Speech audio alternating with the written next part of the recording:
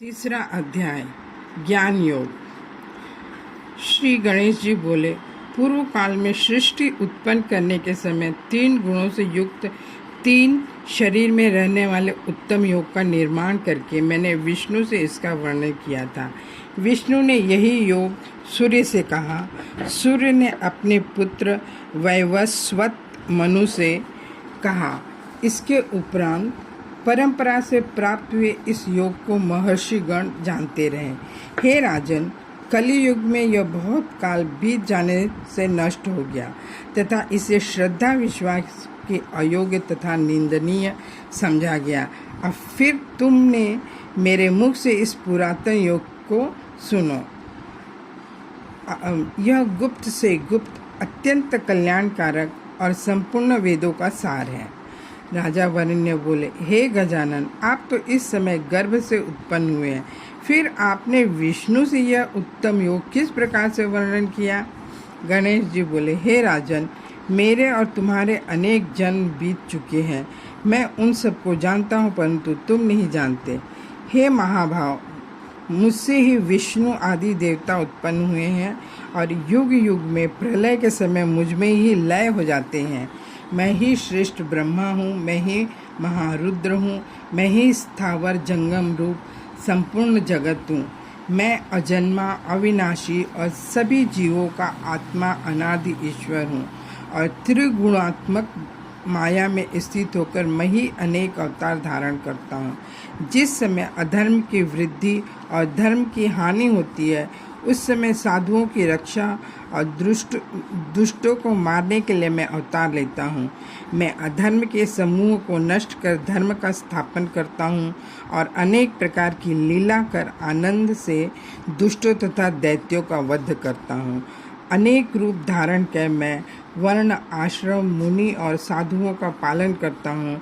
इस प्रकार से जो युग युग में मेरी दिव्य विभूति को, मेरे कर्म, वीर्य और रूप को जानता है तथा अहंकार और ममता बुद्धि का त्याग कर देता है, वह मुक्त हो जाता है। इच्छा रहित, निर्भय, क्रोधहीन, मुझ में ही आश्रित, मेरी ही उपासना करने वाले विज्ञान और तपस्या से शुद्ध होकर अनेक प्राणी मुझको ही प्राप्त हो गए हैं।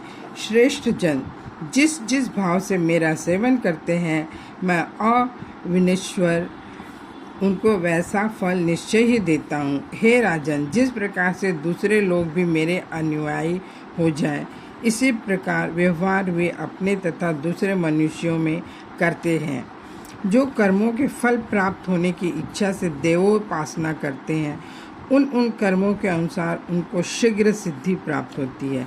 हे पाप रहित, मृत्यु लोक में मैंने चारों वर्णों को सत्व, रज, तम इन गुणों से और कर्मों के अंश से उत्पन्न किया है।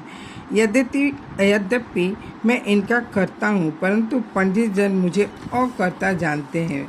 वे मुझे अनादि ईश्वर, नित्य और कर्मों के गुणों से अलिप्त मानते हैं। जो मुझे इच्छा रहित जानता है, उसकी कर्म बंधन नहीं होता। ऐसा जानकर मुझ में मुमुक्षु जन कर्म करते थे। वासना, जो कि संसार का मूल और दृढ़ कारण है और वही अज्ञान का बंधन है, इसे जानकर प्राणी सबसे मुक्त हो जाता है। क्या कर्म और क्या अकर्म, यह मैं अब तुमसे कहता हूँ। इसके जानने में बुद्धिमान ऋषिगण भी मोह को प्राप्त होकर मौन रह गए हैं।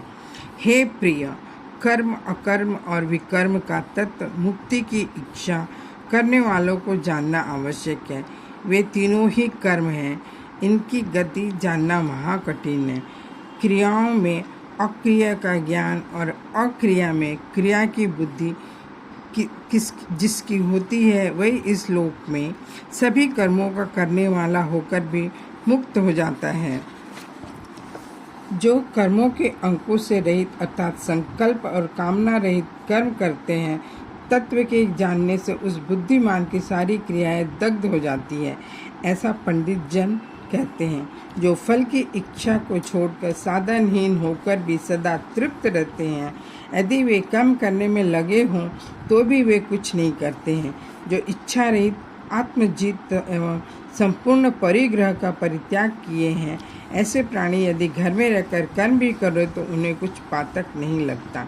जो द्वंद्व और ईर्ष्याहीन होकर सिद्धि असिद्धि में समान दृष्टि रखते हुए जो कुछ प्राप्ति हो उसी में संतुष्ट रहते हैं, ऐसे प्राणी कर्म करते हुए भी लिप्त नहीं होते। संपूर्ण विषयों से मुक्त और ज्ञान विज्ञान युक्त प्राणी के सारे कर्म यज्ञ ही है, उसकी सारी क्रियाएं विलीन हो जाती हैं। अग्नि, होम का द्रव्य, हवन करने वाले और जो आहुति मुझे अर्पण की जाती है वह सब मैं ही हूँ। इसी ब्रह्म स्वरूप से देखकर जो हवन करता है वह ब्रह्म को ही प्राप्त होता है, क्योंकि वह ब्रह्म में ही लगा है। कोई योगी देवजन को यज्ञ करते हैं, दूसरे ब्रह्म रूप अग्नि को यज्ञ करने को यज्ञ मानते हैं।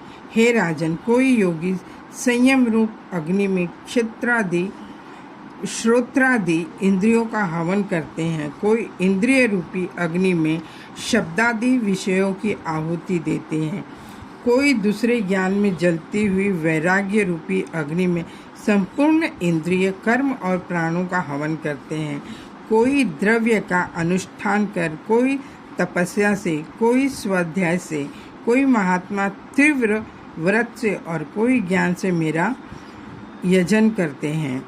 जो पूरक से प्राण वायु में अपान को और रेचक से प्राण का अपान में हवन करते हैं और कुंभक के अनुष्ठान से प्राणापान की गति को रोक लेते हैं, वे प्राणायाम में पारायण होते हैं।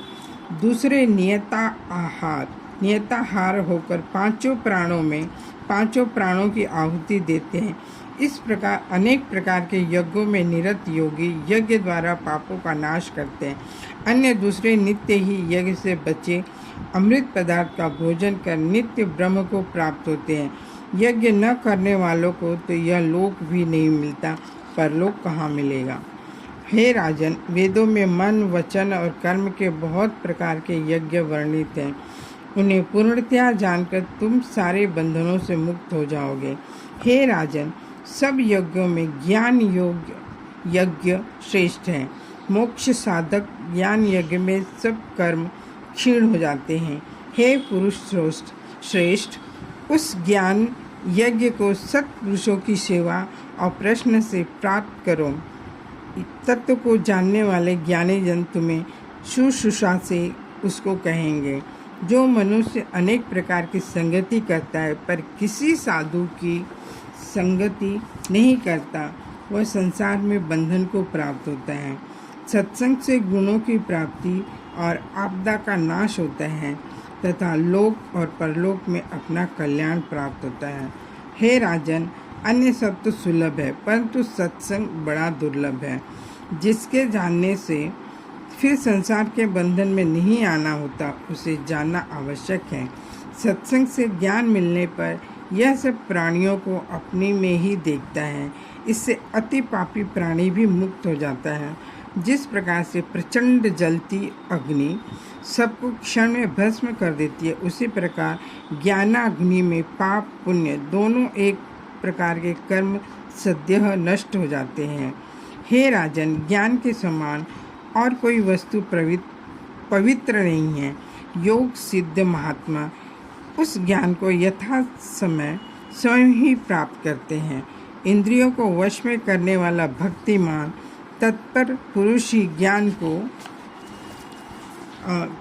प्राप्त कर सकता है और ज्ञान प्राप्त होने से थोड़े समय में ही वह मुक्त को प्राप्त हो जाते हैं। जो भक्तिहीन, श्रद्धा रहित और सर्वत्र संदिग्ध चित्त वाला है, उसे कल्याण की प्राप्ति नहीं होती, न ज्ञान होता है तथा उसका इहलोक और परलोक नष्ट हो जाता है। हे राजन, जो आत्मज्ञान में रत है, जिन्होंने ज्ञान से सभी संदेह दूर कर लिए तथा योग में स्थित होकर जिनके कर्म क्षीण हो गए हैं, वे बंधन में नहीं पड़ते। इस कारण ज्ञान रूपी खड्ग से मन के अज्ञान तथा संशय को बलपूर्वक काटकर मनुष्य को योग का आश्रय लेना उचित है। इति गणेश पुराणे गजानन वरेण्य संवादे गणेश गीतायां ज्ञान योगी नाम तृतीयो अध्यायः। ओम।